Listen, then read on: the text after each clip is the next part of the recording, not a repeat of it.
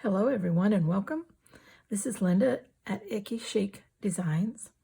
Uh, I'm here with the walkthrough with the Etsy slow stitch kit that I have recently uploaded in my shop.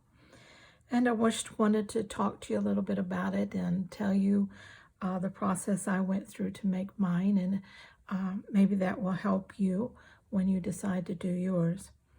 Now the background piece of what looks like blue ticking fabric is 6.5 by, I believe it's by 11, 6.5 by 11. Now you'll get the size piece of fabric in your kit, but that doesn't mean you have to make that size finished product. You can make the flowers smaller. You can cut off part of that background and bring this down to another size. You can do whatever you want to with it. You can also add this piece to a larger piece of fabric that you might have if you want to enlarge the overall thing.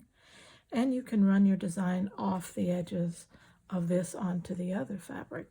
That has a really pretty look to it. I like to do that too to finish pieces. But just for the basic kit, this is what is going to be in it. Now, of course, you can see that it's done in a blue and pink theme. There are, I believe, 5 different embroidery floss colors in here. And I did use some quilting thread when I first tacked the eyelash yarn down. That's the easiest way to get that down, and it's in place. And so there's, let's see, there is 1, 2, 3, 4, 5 fabric selections in this motif. There's a little bit of cut lace here, and this gauzy fabric that's backing some of these flowers is also what I put down for the leafy effect on here. Then I ran my eyelash trim where I wanted it and tacked it down over the top of this gauzy fabric. Now this fabric was in several smaller pieces. I just laid it down and tacked it down. And as you can see, the eyelash trim is really what's holding it in place. It's pretty loose on the edges, which is, I like that look. And after I did the eyelash trim, at the very end when I was finished with the flowers, I came back with some of the green embroidery floss and put a little green at the edge of each flower, and then ran that green thread down and round and through that eyelash trim just to give it more of a stem color. But I like the wheat color of the eyelash trim, so I didn't want to overpower it. I didn't want just a green stem, so I like that look there. Now, as you can see on the leaf area, I hope you can see that, it has pink and blue edges also along some of the other parts of this Lucy fiber here. Now, what I did with that was, that is simply fine liners, and because they are fine lined, they work real good if you want to just detail a small portion of something in your slow stitch that you just don't really want to do with thread. Thread would have been too heavy of a look for me. I just wanted the color with the fringy, soft, gauzy look. And so the liner did that well for me. Just because it's a slow stitch and it's in fabric doesn't mean you can't use some other mediums and make it a mixed medium, if you want to say that, product, because of the fabric and the yarns and the threads. Use whatever you want. You could use highlighters, you can use watercolor pencils, just different things like that to detail out some of your work if you hadn't thought about that before. Most of the flowers here have 3 layers. Some have 4, some have 2. It's the changing up of each petal using the same basic fabrics but changing them around, differing how many layers, differing the stitch that you put on them. That gives you the diversity that I believe makes this pretty. Otherwise it becomes kind of boring if every petal looks exactly the same. And most people are drawn to something like this because it's different. Sometimes they can't figure out what exactly the difference is that they like. But what it is just changing up the same elements, not repeating the same layout. Okay? Same way with design. These are just circles. 1, 2, 3, 4 circles on top of each other. And these are just kind of simulate a small bud that's just opening. So it's just a couple of petals here. And then, of course, the leafy fabric here. When you're designing something, you want it to look balanced. Now, balance doesn't look the same to everyone. So when you're viewing my pieces, you're seeing what I consider balance. And when I'm designing this out, I will design it out, and if I don't like the balance, I will add or take away until I get something that to me is balanced. And therefore, the balance doesn't bother me when I look at the piece. I can just enjoy the color, the pattern, and the placement. I did slow stitching on the petals and things like that. Some French knots here, some chain stitching, some straight line stitching, just whatever, I felt that went on here. I don't do a whole lot of different stitches.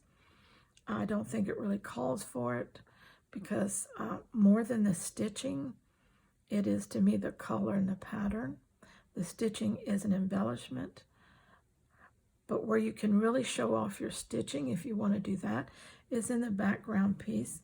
If, let's say, you put this on a piece of quilted background, or you put it on a piece of muslin, linen, anything like that, and you sewed it to it, then your stitching, you can get creative in your stitching for your slow stitching and your broader stitches and things like that. But just for the piece itself. Now this is a little wrinkled, but I will iron it. I will flip it over and iron it before I put it onto something else. Probably I'm thinking I have a piece of quilted muslin, and I thought that with just a little bit showing on the outside will give me a great base to, and I think I'm just going to do some quilting stitches through there and to finish this out, and then it'll be frameable. I like to frame all my art in the end if I'm not selling it, and that way it'll stay a lifetime behind that. I frame it behind glass, and it's there for generations to come. And so if you're going to work hard on something, why not go ahead and frame it out so that it'll be there for a long time. Nothing hard at all. Like I said, there's only about 4 different embroidery stitches in here. Nothing hard about designing. This is strictly petal cuts.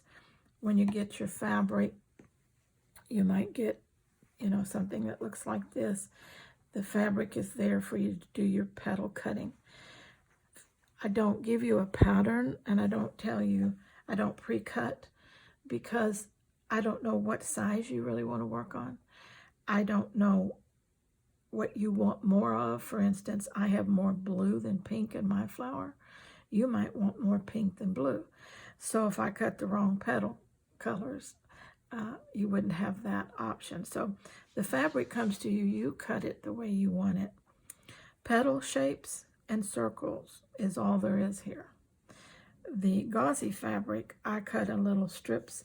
Like I said, I don't have any left over here to show you, but it's just little gauzy strips of fabric, and then I just placed them. There were several of them. That's probably 1, 2, 3, 4, 5, 6, 7, probably about 7 little pieces. I'm sorry, shake you up here. 7 little pieces here that I placed on top of each other. Okay. Now I have a, excuse me, a blog post where I show you how I draw something. Let's say I draw something out on a piece of paper like this. And I show you how I lay out my pieces on the paper as a draft. I don't, before I sew anything, I roughly lay out a draft cut of all my pieces, layer up what I want. And when I've got it done, let's say it looked like this before any stitching, then I know I like it, it's balanced, the colors are good, I have enough layers, I like everything I've done.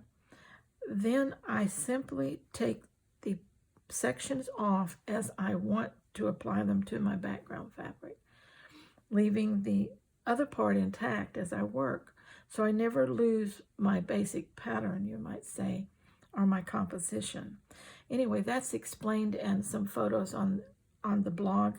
I'll leave that link in the description so you can look at that if you want to. Okay, so this is the walkthrough for the latest kit in my Etsy shop. And I really love this. I love the colors. I love the ticking. And by the way, this is vintage fabric. All of it is vintage. Yes, all of it is vintage fabric. And so you can, if you like vintage fabric, you will realize that that's what you're working with here. And it's a great look, and it's a fun project. And of course, you can change up the color combinations if you have fabric yourself and other things. I am going to do, I think, a couple of more of these in different colors. A lot of times I find my customers have trouble. They don't know what fabrics, patterns, and colors to put together. So if they have a kit to go buy in different colors, they really appreciate that. And so I'm going to try to do that, put a couple of different color combination kits together, basically in the same pattern, but different colors. So if you don't like blue and pink, maybe you'll like one of the other color combinations I will put together.